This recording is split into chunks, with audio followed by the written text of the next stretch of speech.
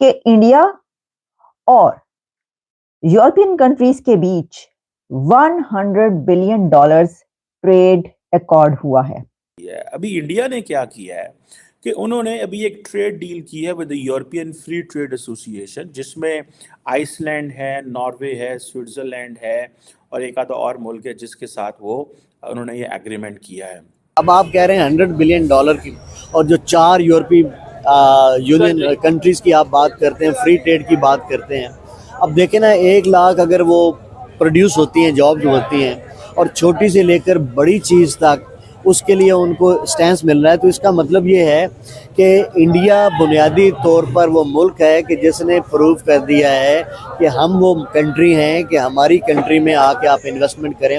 यानी ये समझ लें कि उन्होंने यूरोप का, अरब का, या जितने भी कंट्रीज हैं उनका कॉन्फिडेंस गेन कर लिया है। प्राइम मिनिस्टर मोदी ने इस डील को कहा है कि ये एक हिस्टोरिक डील है फॉर द इंडियंस।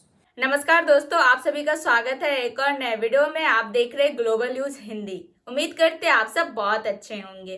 दोस्तों, इस वक्त आज के वीडियो में देखेंगे कि पाकिस्तान में भारत को लेकर क्या चल रहा है। वैसे तो भारत में कुछ भी होता है, पाकिस्तानियों को होता है खूब जलन, और पाकिस्तानी भारत को लेकर प्रोपेगेंडा करते ही रहते हैं।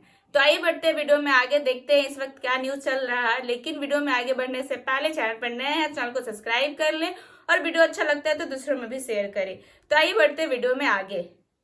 और आप सोच सकते हैं कि $100 बिलियन का जब पैक्ट आपका यूरोपियन कंट्रीज के साथ हो तो कौन कौन सा वो डिपार्टमेंट नहीं होगा जहां पर आपको फायदा नहीं मिलेगा। ये एक बहुत सिग्निफिकेंट डेवलपमेंट है ट्रेड के लिए कि इंडिया का यूरोपियन कंट्रीज के साथ $100 बिलियन का ये ट्रेड नेक्स्ट 15 ईयर्स में इंडिया को क्या क्या फायदा पहुंचाएगा। सबसे बड़ा, अगर आप ये कहें कि इसका फ्रूट क्या देख रहे हैं या इसका रिजल्ट क्या निकलेगा, तो इस $100 बिलियन पैक्ट के रिजल्ट के तौर पर इंडियंस के लिए इंडिया के अंदर कहा जा रहा है 1 मिलियन जॉब्स क्रिएट होंगी। तो एक तो सबसे बड़ा फायदा मैंने आपको ये बताया कि इसके रिजल्ट के तौर पर क्या है।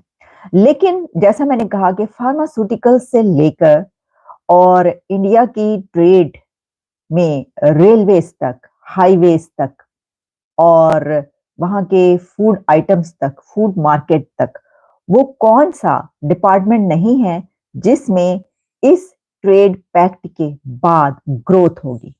तो देखिए, इंडिया की ग्रोथ तो पहले ही कितना हो रही है, हम आपको पहले ही बता रहे हैं। हर चीज में उनकी जो है वो जिस तरीके से ऊपर जा रही है वो ग्रोथ सबको नजर आ रही है। लेकिन ये जो $100 बिलियन का पैक्ट है, इसके बाद उनके कंट्री के तमाम जो डिपार्टमेंट्स हैं उसमें मतलब बेशुमार बहुत सारे ऐसे डिपार्टमेंट्स हैं जिसमें ये तरक्की होगी अब उनकी। सबसे पहले ये बताइए क्या वजह है, आज यूके हो, आज यूरोपियन यूनियन हो, आज यूएस हो, आज अगर हम बात अपने इर्द गिर्द कंट्री की करें या फिर गल्फ कंट्री की करें, सभी लोग इंडियंस को और इंडियन प्रोडक्ट्स को प्रेफर कर रहे हैं। पाकिस्तान का नाम कहीं नजर क्यों नहीं आ रहा? ये खबर सुना के ज़ुहैब, तूने मेरे दिल के तार छेड़ दिए हैं, मेरे दिल के ज़ख्मों को हरा कर दिया। मैं हमेशा आपके प्रोग्राम्स में अपने दुख का इजहार करता हूँ। किस दुख का इजहार करता हूँ? ये मेरे अकेले का दुख नहीं, ये 25 करोड़ आवाम के दुख का इजहार है। हमारे यहाँ इलेक्शन अभी हुए और 2 दफ़ा स्टॉक मार्केट क्रैश कर गई और लोगों का खरबों रुपया डूब गया। हालांकि होना तो यही चाहिए था कि इलेक्शन हो गए और इलेक्शन के बाद हुकूमतें सबने, सदर भी बन गए, वज़ीर-ए-आज़म आ गई। और अमूमी तौर पर ये होता है कि जब गवर्नमेंट्स बन जाती हैं तो स्टेबिलिटी आ जाती है, मुल्क के हालात स्मूथ होना शुरू हो जाते हैं।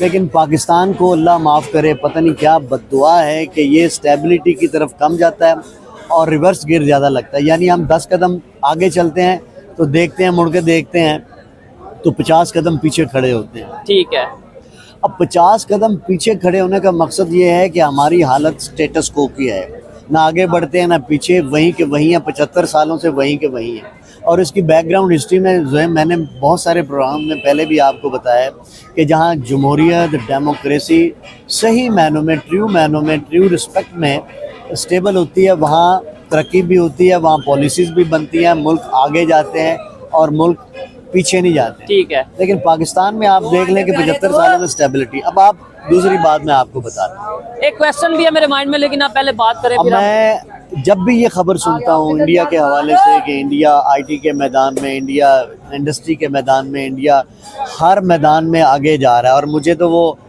मोदी की वो स्टेटमेंट भी याद आई जो मैंने मीडिया पे देखी थी। तो वो कहता है यार ये जो मुकाबलेबाजी की बात है, जंगों की बात है, इसको बात को छोड़े, अगर मुकाबला करना है तो इस फील्ड में करें कि आप भी पाकिस्तान की गुर्बत को ख़त्म करो, हम भी हिंदुस्तान की गुर्बत को ख़त्म करते हैं। और फ़र्क सिर्फ इतना है कि वो इस लाइन पे चल पड़े हैं और अभी तक हमने इसका स्टेप नहीं लिया। अब आप कह रहे हैं $100 बिलियन की, और जो 4 यूरोपीय यूनियन कंट्रीज़ की आप बात करते हैं, फ्री ट्रेड की बात करते हैं।